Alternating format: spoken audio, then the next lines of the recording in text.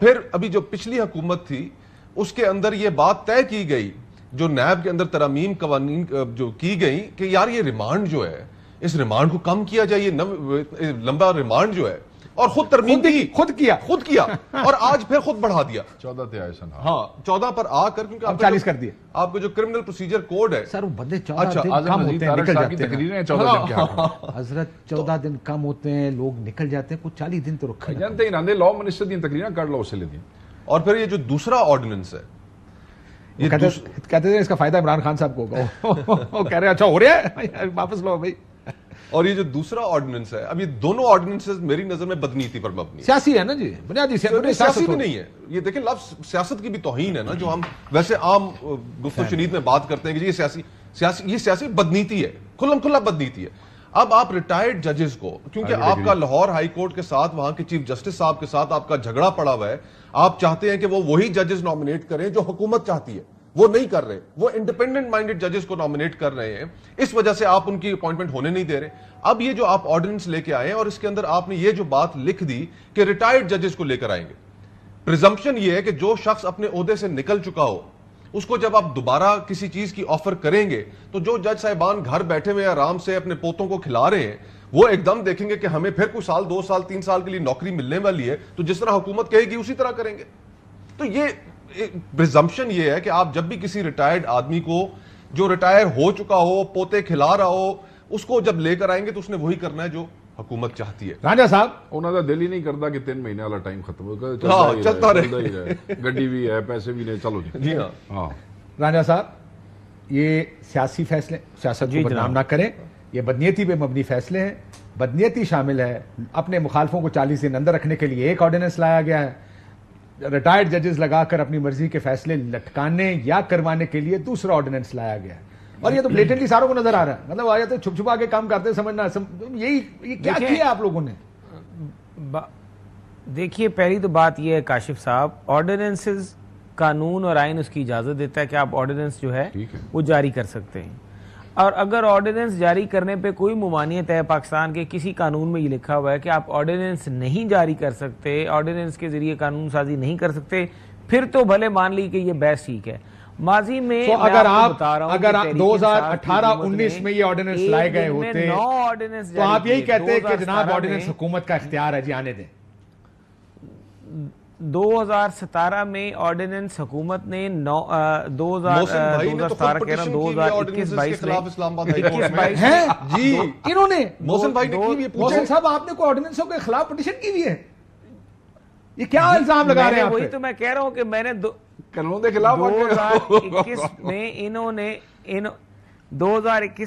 نے ایک دن میں 9 آرڈیننس جاری کیے تھے. میں نے ہائی کورٹ میں پٹیشن ڈالی, مجھے ہائی کورٹ نے آگے سے جواب دیا کہ آرڈیننس جو ہیں وہ قانون کے نیچے, آئین کے نیچے اس کی گنجائش موجود ہے, تو اس لیے وہ آرڈیننس جاری کر سکتے ہیں. آپ نے ہائی کورٹ کی میٹھی میٹھی باتیں مان لی. میں آپ کی جو پٹیشن ہے سر, لیکن آپ جو بات کر رہے ہیں, جو اصولی بات کر رہے ہیں کہ آرڈیننس اختیار ہے اس وقت میں جو ہائی کورٹ کے جج صاحبان تھے, انہوں نے آرڈیننس جاری کرنے کا جو اختیار تھا یہ حکومت کو دے ہی رکھا. انہوں نے کہا کہ اس کی حکومت کا آپ کرنے کیا گئے تھے عدالت میں, حکومت کے اوپر کوئی ممانعت نہیں ہے, یہ وکیل بھی ہیں, حکومت کے اوپر کوئی ممانعت نہیں ہے کہ وہ آرڈیننس جو ہے وہ جاری اسٹیٹ آف مائنڈ یہ تھا کہ یہ حکومت کر رہی ہے اس لیے غلط ہے, اب کہہ رہے ہیں کیونکہ ہم کر رہے ہیں اس لیے ٹھیک ہے.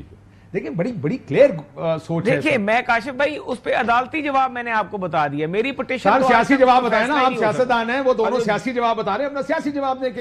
میں آپ کو سیاسی جواب دے رہا ہوں نا, میں آپ کو سیاسی جواب یہ دے رہا ہوں کہ آئین میں گنجائش موجود ہے آرڈیننس جاری کرنے کی. ٹھیک کیا جو حکومت نے, اگر آئین میں لکھا ہوا ہے کہ آپ یہ کر سکتے ہیں تو حکومت نے ٹھیک کیا, اس میں کوئی ممانعت نہیں ہے. حکومت چاہے آرڈیننس کے ذریعے جتنی مرضی قانون سازی کر لی, عدالتوں کے فیصلے آ چکے ہیں. رانجھا صاحب سنبھال کے رکھا گیا. میرے بھائی محسن رانجھا صاحب جن کا مجھے بہت احترام ہے, مجھے یہ بتائیں, جو ایک لائر بھی ہے, وکیل بھی ہے اور لا میکر بھی تھے, قومی اسمبلی کے ممبر بھی تھے, تو انہوں نے آئین پہلے کوئی نہیں تھا پڑھا ہوا پٹیشن کرنے سے پہلے, انہیں گنجائش نظر کوئی نہیں آئی جب یہ گئے پہلی دفعہ عدالت میں اس کو چیلنج. دیکھیں ہم نے اس ٹائم ان کو لگا کہ شاید آئین نہیں, دیکھیں پر انہوں نے عدالت میں نے یہی, ہماری جو پٹیشن تھی اس میں ہمارا گراؤنڈ یہی تھا, لیکن عدالت نے ہمیں یہ جواب دیا, اور آج تک اس پٹیشن میں عدالت کی طرف سے یہی جواب آیا کہ یہ حکومتی اختیارات ہیں, ان کو نہیں چھیڑا جا سکتا, یہ آئین میں لکھے ہوئے. وہ سر مسئلہ یہ نہیں ہے کہ یہ گیا. قانونی ہے یا نہیں ہے. اصل مسئلہ رانجھا صاحب یہ ہے کہ کیا یہ ٹھیک ہے یا غلط ہے. آپ اپنی سیاسی مقاصد کو پورا کرنے کے لیے اگر آرڈیننس لا رہے ہیں. قانون آپ کاشف بھائی اپنے مخالفین کے خلاف یہ لا رہے ہیں. کوئی بھی یہ پرسن اسپیسیفک ہے, یہ پارٹی اسپیسیفک ہے, یہ نہیں ہونا چاہیے, یہ آپ غلط کر رہے ہیں. اور اگر آپ کے خلاف ہوتا اس ٹائم آپ نے 10 پریس کانفرنسیں کر دی ہونی تھی.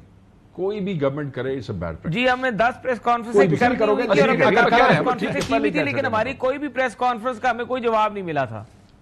ہمیں آرڈیننس کے اوپر کوئی بھی ہم نہیں کر سکے تھے. انہوں نے ایک دن میں 12 آرڈیننس تحریک انصاف نے جاری کیے تھے. محسن بھائی اب آبویسلی حکومت کے ترجمان کے حیثیت سے بیٹھے ہیں, لیکن ظاہری بات ہے اس بات کو وہ بھی آپ کی سمجھتے ہیں. پوزیشن ہونا ہر بندے کے پاس کی بات نہیں ہے نا, لیکن اس میں ایک گل کر دیں. جو نقطہ قابل ذکر ہے وہ یہ ہے کہ دیکھیں کوئی ریڈیو لائسنس کی یا ٹی وی لائسنس کی فیس میں اضافہ نہیں ہوا.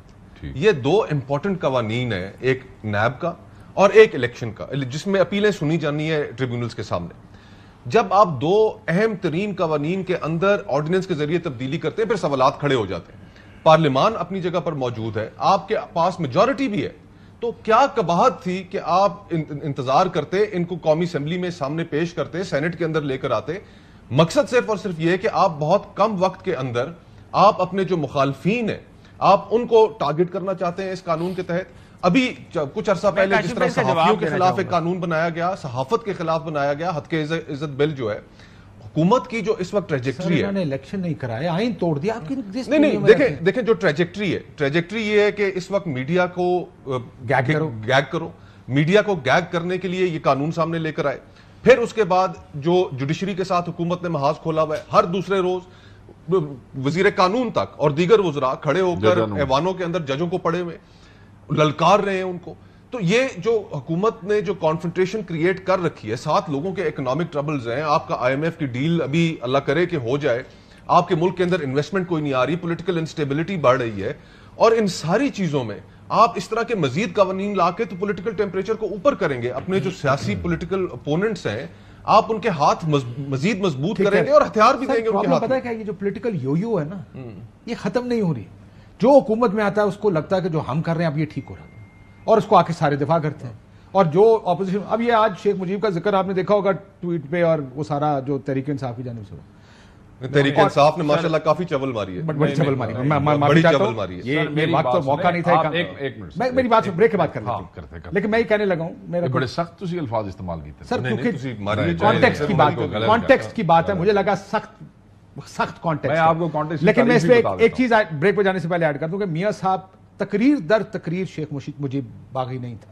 ہاں وہ شیخ مجیب اس ملک کا حامی تھا, اس کو تم نے دھکیلا اس طرف. میں کہتا تو سنا بھی دوں گا, وہ سنا بھی دوں گا اور بھی چیزیں. لیکن اب پوری PMLN یہ پریس کانفرنس کر رہی ہے کہ 1971 سے یاد اور تھا. مطلب یہ کیا کرتے ہیں, جب ضرورت پڑتی ہے شیخ مجیب ان کا ہیرو ہوتا ہے, اور جب ضرورت پڑتی ہے تو اس ٹائم یہ اس طرح کے بیانات داغنے شکاتے ہیں.